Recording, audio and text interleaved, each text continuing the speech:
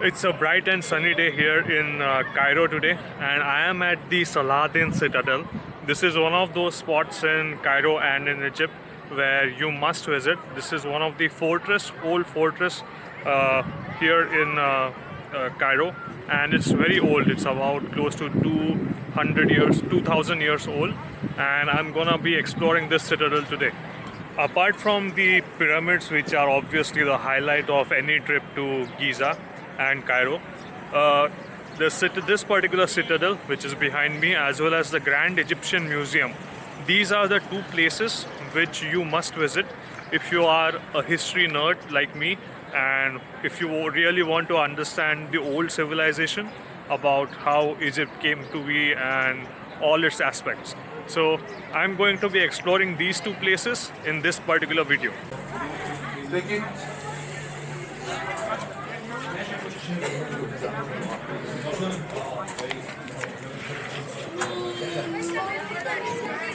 Once you enter the citadel, you will see that there are these buggy rides here.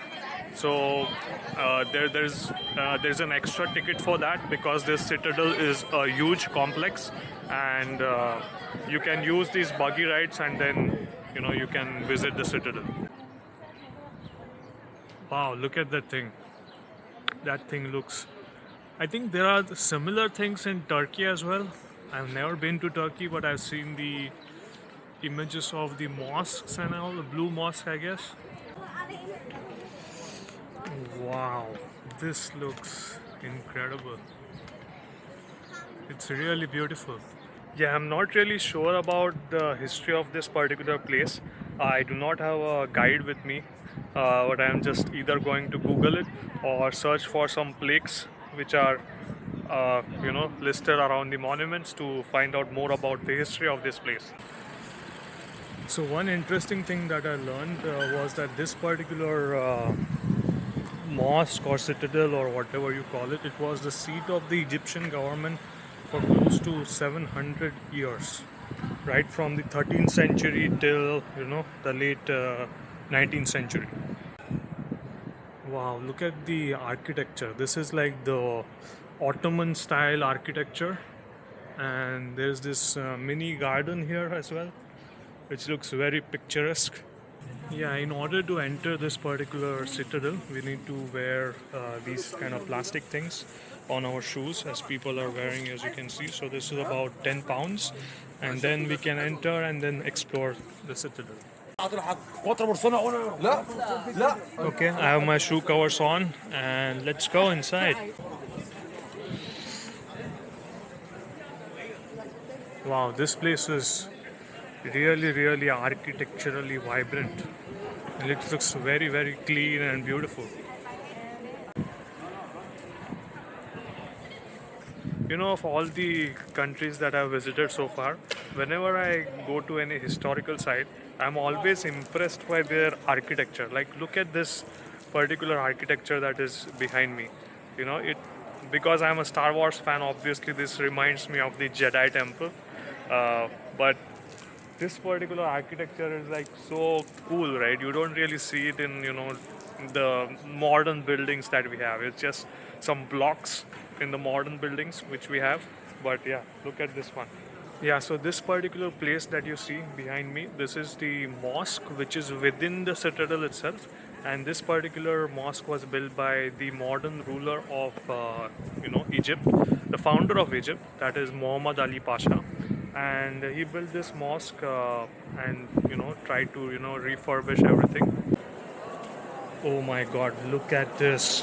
Now this is spectacular. This is a prayer room, and oh my god, wow.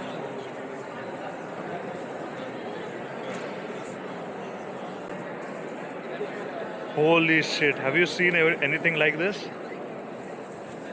This is in freaking Egypt, man. Oh my god. Wow, look at that.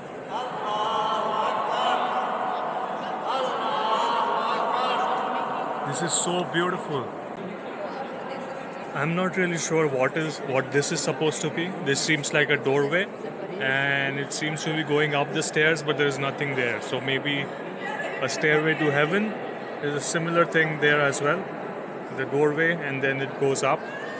Maybe it symbolizes something to do with heavenly, aspirations. Yeah, apart from there being a mosque inside the citadel, there's this particular mosque as well, which you see in front of me. So this is the Grand Mosque of Egypt, like the biggest mosque in Egypt. Yeah, this particular citadel is situated sort of on an elevated position over an hill. That is why from here you can see almost the entire Cairo as well as the Giza section.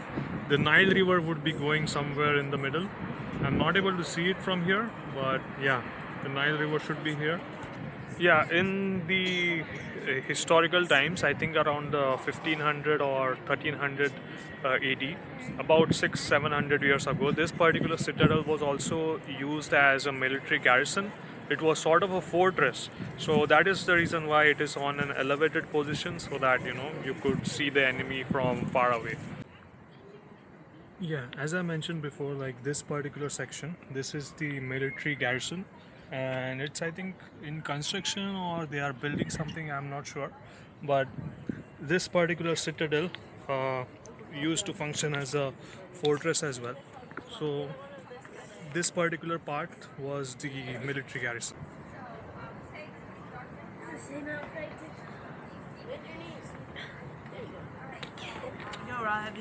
So I've always been a very, huge history nerd, and I always liked, studying history and knowing about things.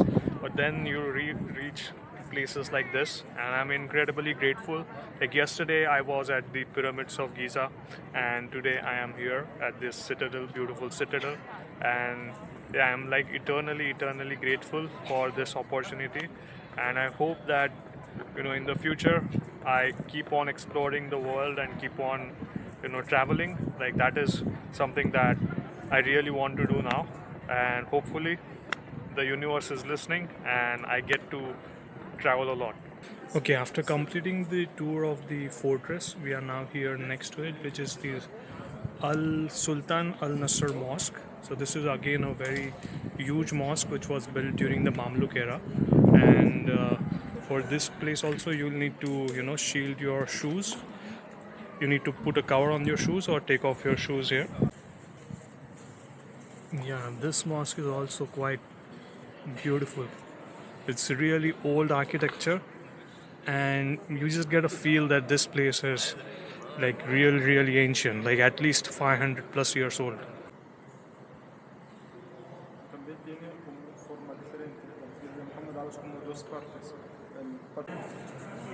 So of all the pillars which are there in this particular mosque, this is the pillar which is near the entrance.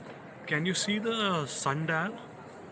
Because in those times, as you can see here, it's an inscription in Arabic, but there's this sundial which gives you the time of the day when you need to go for your prayers, right? Because in the Muslim world you have prayers at specific intervals, and this was the sundial which was used as a marker to know the time to go for the prayers.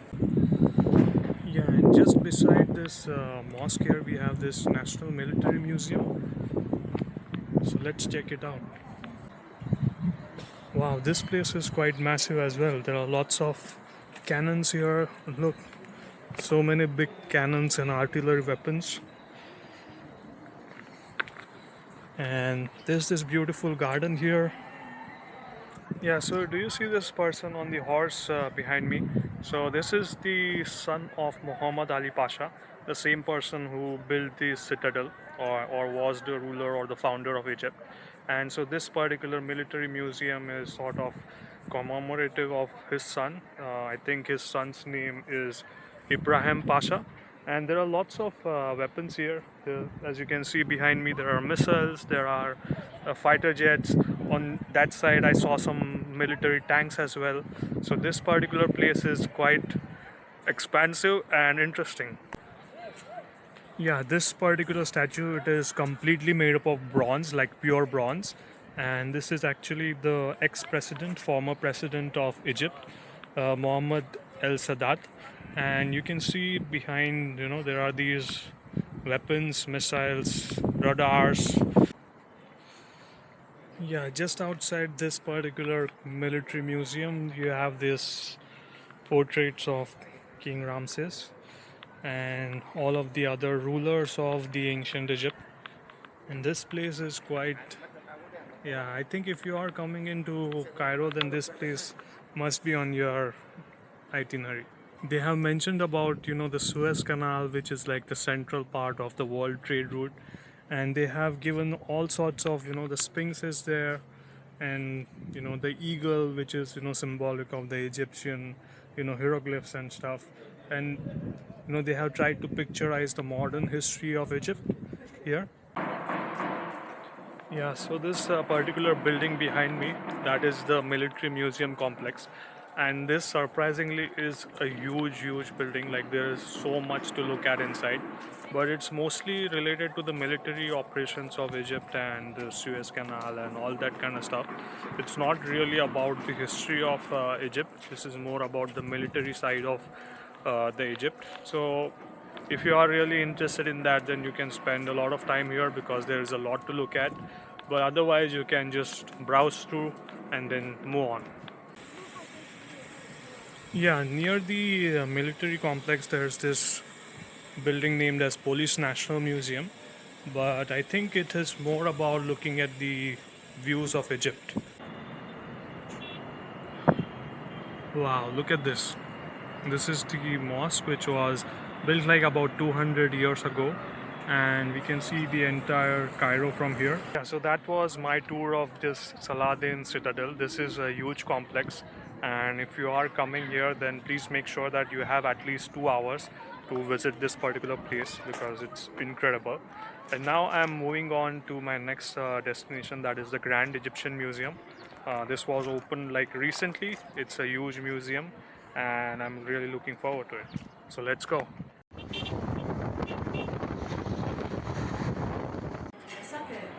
Yeah, before heading to the Grand National Museum, I thought I'll have a bit of a snack. So I came to this rooftop cafe here, restaurant here, and as you can see, the pyramids in the background, as well as the food that we have here, right? So I got a bit of a snack for myself, but yeah, incredible views and incredible food.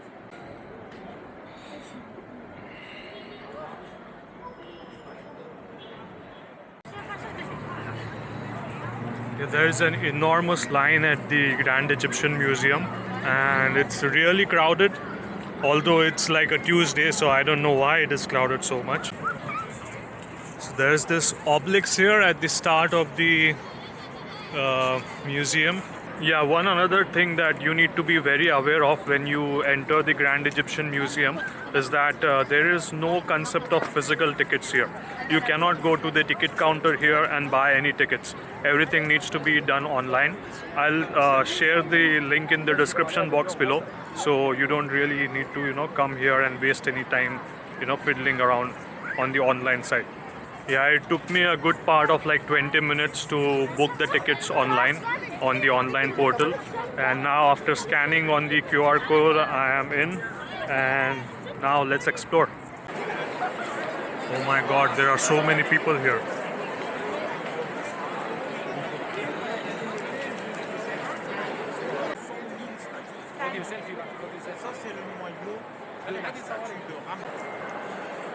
Yeah, this part is interesting. They have this different text here, which symbolizes like, okay, what does it mean? The different hieroglyphs, and yeah, these are all the ancient stones which have all these hieroglyphs on them.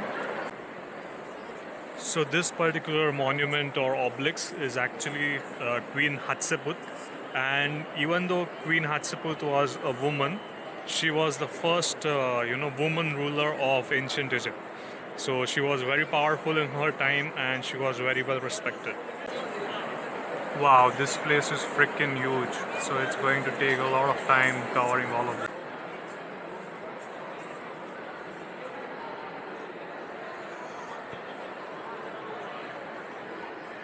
Wow, look at this.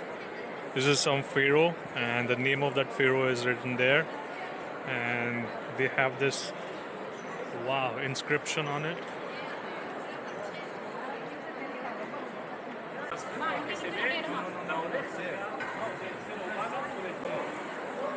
So this particular sphinx is that of Ramses II, and when I had visited Saqqara, which is on the south side of the Giza Plateau, we actually saw the sphinx as well as the pharaohic monument of Ramses II, which is like the most celebrated and powerful pharaoh of the Egyptian times.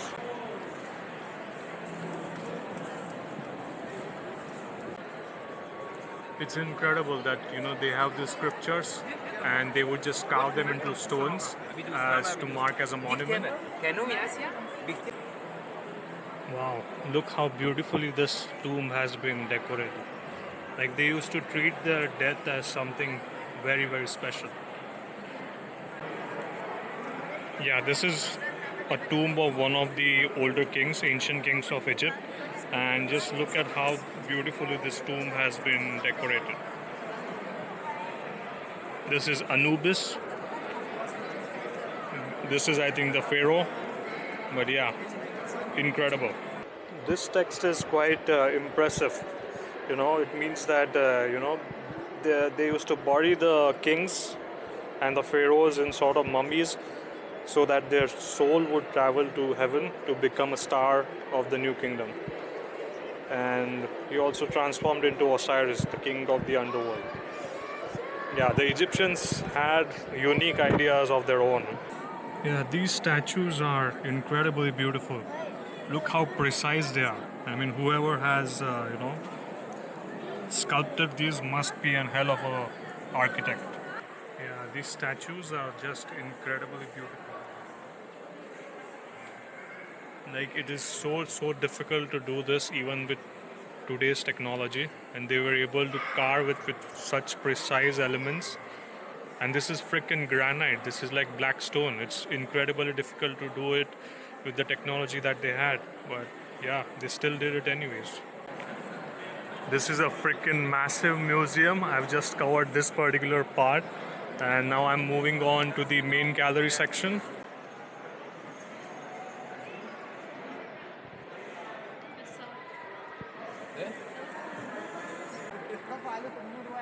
Okay, so I have been really immersed in the history of this particular place. Like there is this whole section behind me which is only specifically dedicated to Tutankhamun. So all the treasures which were inherited like through his excavations, all of it is mentioned there, like the tombs and coffins and everything is there. Like, and it's freaking amazing to look at. Like the entire section is just dedicated to him. But apart from that, there are so many different aspects of the Egyptian gods and their culture and everything that it's really interesting to look at. Yes, one important point though. The entry fee for this particular museum is 1500 Egyptian pounds, and if you are looking to get a guide, then it's an additional 500 pounds. However, all the inscriptions, besides all the artifacts here, it's all written in English, so you don't necessarily need a guide. But if you really need a guide, then you can pick one up as well. So I entered this museum at around 3 p.m. and it's about 5:45 p.m. now, and the museum is about to close in the next 15 minutes by 6 p.m. Since this museum is so freaking massive, you need a good pair of shoes because you will be walking around a lot. There are lots of places where you can sit, but still I would recommend a good pair of shoes. And it's really impressive what they have built here, and I'm really glad that the Egyptian government is trying to preserve their history and allowing the world to see how rich their culture is. If you have any queries related to this Grand Egyptian Museum or the Saladin Citadel, then please let me know in the comments below and I'll get back to you as soon as possible. If you have any queries related to the itinerary of Egypt or any queries related to Egypt travel, then please let me know in the comments below and I'll get back to you as well. I had a wonderful time exploring this particular museum, and if you are watching this video, then I highly recommend that you keep it as part of your itinerary. You are not gonna regret these 3-4 hours that you're gonna spend here. Okay, I hope you had a wonderful day. I wish you Godspeed and thank you for watching.